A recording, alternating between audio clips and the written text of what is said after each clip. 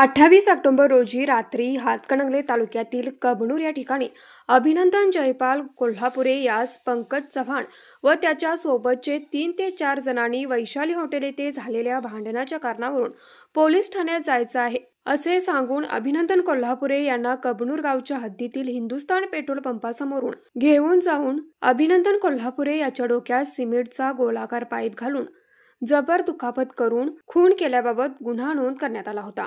सदर गुन्ह्याचे गांभीर्य ओळखून पोलीस अधीक्षक योगेश कुमार गुप्ता यांनी गुन्ह्यातील आरोपींचा शोध घेणे याबाबत स्थानिक गुन्हे शाखेचे पोलीस निरीक्षक रवींद्र कळमकर यांना सूचना दिल्या होत्या।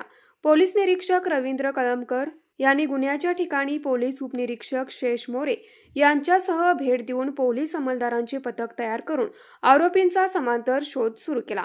यातील आरोपींची गोपनीय व तांत्रिक माहितीद्वारे शोध सुरू असताना आरोपी पंकज चव्हाण व त्याचे साथीदार हे चौडेश्वरी फाटा तालुका शिरोळ येथे येणार असल्याबाबत पोलीस निरीक्षक रवींद्र कळमकर यांना माहिती मिळाली।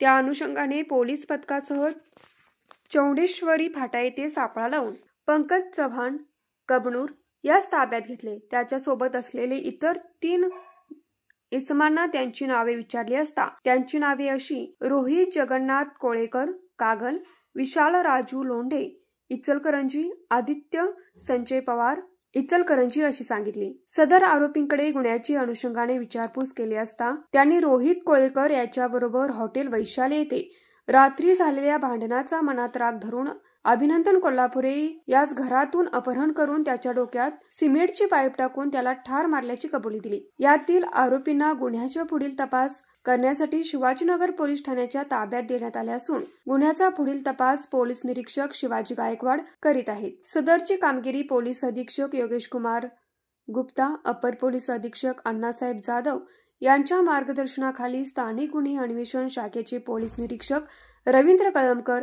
पोलीस उपनिरीक्षक शेष मोरे, अतिश मेहत्रे, पोलीस अंमलदार महेश खोत, महेश पाटील, अनिल जाधव, सागर चौगले, सुरेश राठोड यांच्या पथकाने केली। न्यूज मराठी 24 कोल्हापूर।